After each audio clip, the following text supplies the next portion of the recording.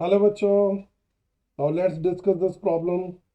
Normals हैं 2 points x1 comma y1 x2 comma y2 of the parabola y square equal to 4x पे जो meet करते हैं on the parabola again where x1 plus x2 4 दे रखा है। तो हमें पूछा है modulus of y1 plus y2 की वैल्यू क्या हो। तो देखें ये केस कैसा है। हमारे पास पैराबोला भाई y square equal to 4x, ठीक है। अब यहाँ पर 2 पॉइंट हैं जहाँ पर जो नॉर्मल्स है ना, अगर मैं बनाऊंगा जैसे कि ये बना देता हूँ और एक सपोज ये बना देता हूँ, ये पैराबोला पे मीट करते हैं।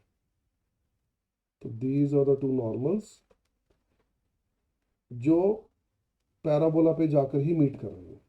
तो ये पॉइंट्स ले लेते हैं से पी एंड क्यू और ये हो गया आर। अब पी दे रखा है x1 y1, क्यू दे रखा है x2 y2 और आर जो है वो कोई एक पॉइंट होगा जहां पर ये मीट कर रहे हैं। अब रिकॉल करो कंसेप्ट कि अगर P पॉइंट हो T1 और Q पॉइंट हो T2, तो दोनों पे जब नॉर्मल्स बनती हैं और वो पैराबोला पे अगर मीट करती हैं तो T1 इंटू T2 की वैल्यू होती है 2। T1 इंटू T2 की वैल्यू आती है 2। ऑल राइट, ये कैसे? जो नॉर्मल कॉर्ड की कंडीशन होती है, अगर मान लो मैं R पॉइंट को ले लूँ से T3, तो नॉर्मल कॉर्ड की कंडीशन होती है ना T3 equal to -T1 -2/T1 as well as equal to -T2 -2/T2। P R भी नॉर्मल कॉर्ड है, क्यू आर भी नॉर्मल कॉर्ड है और आर पॉइंट पे दोनों मीट कर रहे हैं, तो इसलिए आर पॉइंट का T3 इक्वल टू पी का T1 एंड आर पॉइंट का T3 equal to Q point का T2। और ये तीनों बराबर होंगे। तो सेकंड और थर्ड को जब हम इक्वेट करेंगे, कंपेयर करेंगे, तो यहाँ से T1 T2 को 2 आ जाता है। तो ये हमें पता है कि T1 T2 को 2 होना पड़ेगा। अच्छा, अब हम ऐसा करते हैं कि x1 को 81 स्क्वायर और y1 को 281 ले लेते हैं और x2 को 82 स्क्वायर और y2 को 282 ले लेते हैं। अब प्रॉब्लम को टी में सॉल्व कर लेंगे ना।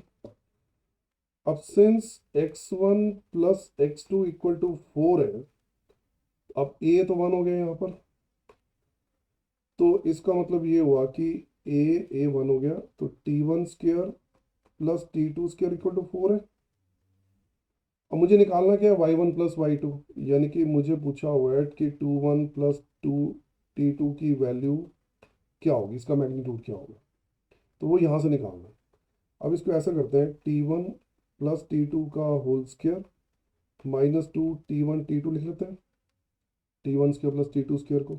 अब T1 T2 तो 2 है, तो इसके लिए यहाँ डाल देता हूँ।